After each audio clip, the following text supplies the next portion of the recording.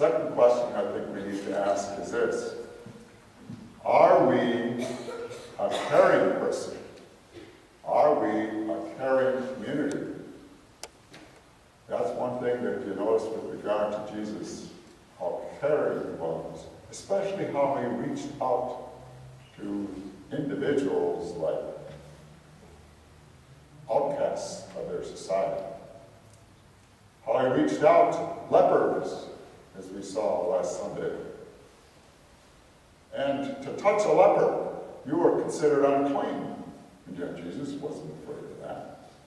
He touched them. Wasn't afraid of that. I came in contact with the only leprosarium that I know of here in the United States when I was down in Louisiana. And I actually saw some lepers. And I also found out while I was there that these lepers make articles for the neighboring parishes. And I thought to myself, I wonder how many people would buy them if they knew who made them. Would you? Francis of Assisi at one time in his life had a horror of lepers. In fact, any time that he saw a leper, he'd run.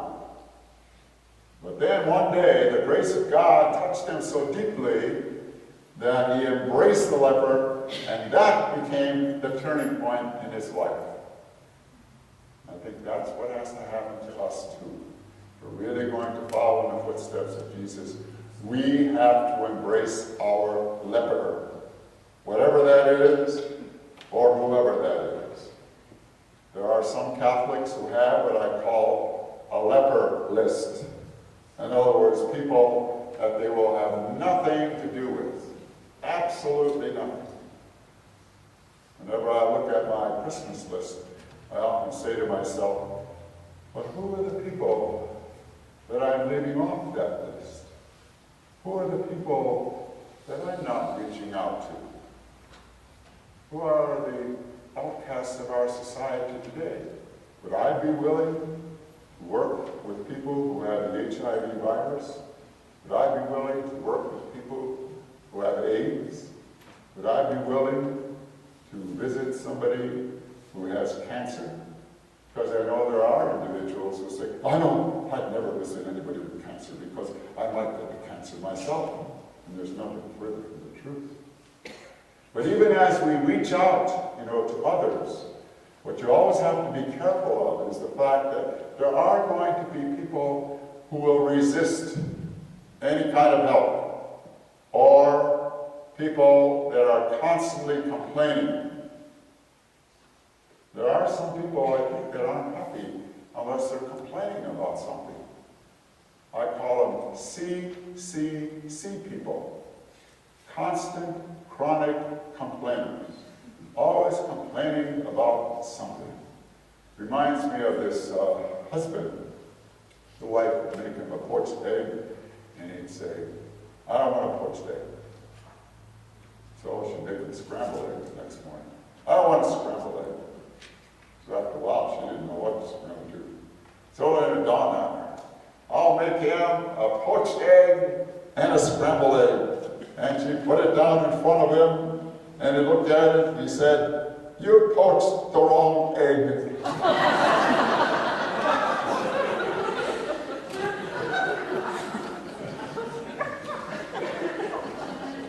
The third question we need to ask is this. Are you a listening person? Are we a listening community? Listening, I think, is a forgotten art in our society today. I believe the reason why Jesus was so effective was because he really listened to people. And there's only one statue I've ever come across in all my travels where I saw this statue of Jesus, and under the statue was Jesus the listener. I said, there it is. The ability to be able to listen. Because we hear a lot, but do we really listen?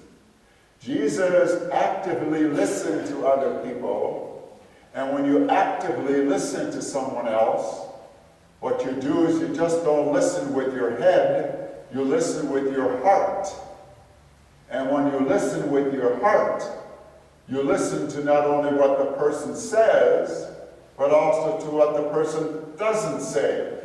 Because sometimes what the person doesn't say is even more forceful than what the person says, if you follow me. But you have to listen. You have to listen. And that's not easy, because a lot of times what we want to do is talk, talk, talk, talk. I never forget the time when I was giving a retreat for some cloistered sisters up in Ohio. And this one sister came in, and of course they keep silence. So this is the only opportunity that they had for a private conference.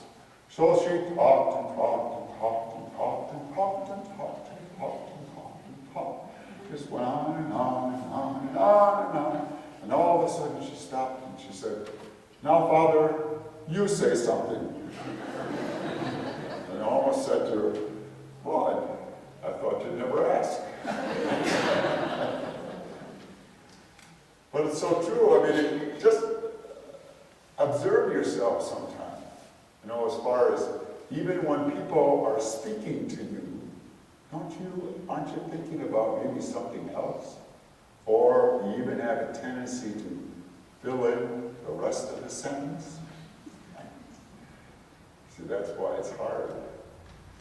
If we are actively listening, there is something that has to die within us. And that's why Jesus said, unless the grain of wheat falls into the ground and dies, it just remains a grain of wheat. And it's so true. You can take a lot of grains of wheat and throw it all over the floor here. What happens? Nothing. Because this floor is not receptive. So we have to ask ourselves, how receptive are we when God speaks to us? Remember when Samuel was called in the middle of the night? He thought it was Eli calling him. So he goes over to Eli and says, "I didn't call you." And that happens, 3 times? And finally, Eli says to him, "Listen!" And he finally listens. And he says, "Speak, Lord, for your servant listens." And what do we say? "Listen, Lord, for your servant speaks." That's why I often tell people, I say, when you pray, I often ask them this question, when you pray, how much time do you spend just listening? And they kind of look at me and say, "Yes, listen. Listen." And sometimes individuals will say to me, "Well, I listen, Father, but God doesn't say anything." And my response is, then you haven't listened, because God has spoken in His Word, Jesus, and everything else is an echo. And it's so true. Maybe we have to look at our concept of God. Our concept of God has to change as we get older. It does. Some of us, look upon God as kind of a giant policeman. Every time that we make a mistake, zup, we get it. That kind of thing. I always find it interesting to ask children, who is God? What is He like? What does He do all day? And this one teacher asked that question, and this one boy got up and he said, "I know who God is. God is whoever you think He is, but He's not a girl." See how we will not assign feminine characteristics to God. And if God is all perfect, why not?